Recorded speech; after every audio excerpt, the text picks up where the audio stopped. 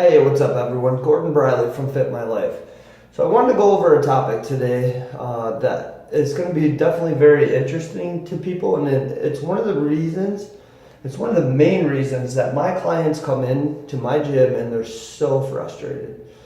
They can't understand what's going on because they've tried diet, they've tried exercise, they've done all the things that we know that we should be doing in order to be successful in our weight loss.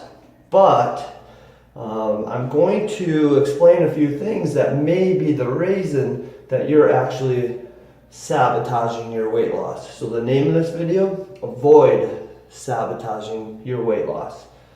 So when we think losing weight, how do we get there? Typically, we're going to do it through diet and exercise. That's the most common way, that's what we know. So we start eating less calories. We're eating foods that are less calorie dense. We're eating our vegetables. We're eating salads. We're eating all this stuff. So we drastically reduce our calories. And then on top of that, we're going to start exercising. We're motivated. We want to look good. We want to feel good. Exercise. We know how important that is. But wait, how can eating less and exercising sabotage your weight loss? This is going to seem really counterintuitive, but this is the main reason I have seen over and over again that have caused people to be so frustrated and not understanding how it all works has led to them quitting. So I want to use myself as an example. So for me to maintain my weight, it takes about 3,000 calories. This is give or take some. It's just a nice round example.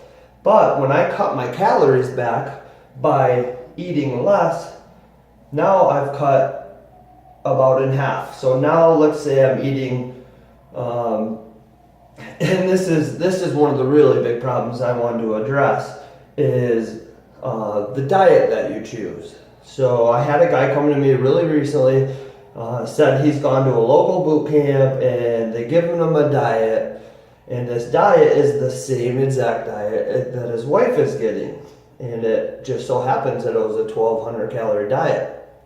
And if you know anything about dieting, 1,200 calories for a 220 pound dude, that's not going to work. And it's going to cause some pretty serious problems. And I'm not surprised that he was so frustrated when he walked in our doors. So for this example, I want to show that how this 1,200 calorie diet, and this may be a diet that guys are doing and they're doing it unknowingly. So because we start eating these foods that are so low in calories, we're eating our fruits and vegetables and lean proteins, and sometimes unwittingly you actually reduce your caloric intake so drastically that your body doesn't have a lot to run on. So your body's running on nothing except what you have in storage. And yeah, that seems like a great thing. But eventually when you start burning through this stuff and you're losing weight too fast, which we're going to talk about, you're going to start running into some serious problems. So let's say either someone put me on a 1,200 calorie diet, or I unknowingly reduced my caloric intake by eating such good food that now I'm running on 1,200 calories or around there. Okay, and then, like we said before, we're going to start exercising. Well, now we've reduced, say we burn 500 calories, now we're left with 700 calories for our body to maintenance itself, to have energy. And there's something I talk about in a video prior to this, creating a calorie deficit, that explains BMR, basal metabolic rate, which is the base amount of calories it takes to run your body. So for me, my BMR is almost 2,000 calories. And now, because I'm dieting and exercising, I'm running on 700 calories, which is below my basic needs. With 700 calories, we're going to see some serious problems from that. After some time, the body will fight back. So it fights back by, you're going to be exhausted, you're going to have extreme hunger, you're going to have a loss of motivation, and probably the most important thing of all, and this is where people really do long-term damage. And when you talk about metabolism, essentially metabolism is muscle mass. So with this lack of calories, yes, it starts dipping into your storage, into your fat stores. But what will eventually happen because of these calories being so low, and it's not just calories, you have to have a good relationship with food and understand what calories really are. They're potential energy, and they are also amino acids, and they are the vitamins, minerals, and phytonutrients, and all these things that it takes to create enzymes that, do all these chain reactions in your body, and ultimately leads to you being healthy or unhealthy. So having this few of calories, you can see where it's not just the energy potential, it's the very things that maintenance your body. And now, because you don't have those amino acids coming in an ample supply all the time, now your body, and with your exercise, you're going to be breaking muscles down. So your body's going to say, I need amino acids. And it's going to take from the very thing that you're trying to work on by exercising, it's going to break those muscles down. So, and this is where a lot of these, I don't want to just say boot camps, but a lot of these weight loss people, they're getting you to see results, and it's results purely on the scale. The scale is moving, the scale is going down, but what's really happening physiologically is really causing long-term damage. And that is the issue that I wanted to address. So it's creating a calorie deficit, but one that is small enough that your body doesn't trigger a reaction, a stress reaction, to start causing some of these issues like the exhaustion, the extreme hunger, the loss of motivation, and more than anything, the loss of muscle. Losing that muscle.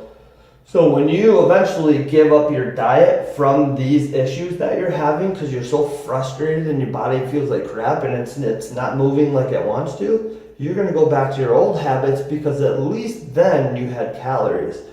Maybe they were empty calories, but they did have they had energy, things like that. So that's where doing these things that we see as the things that we need to do, like diet and exercise, it's being educated and understanding the process. And again, that's where I would go back to my other video that I created, creating the calorie deficit and gain an understanding of how it actually works when you want to lose weight.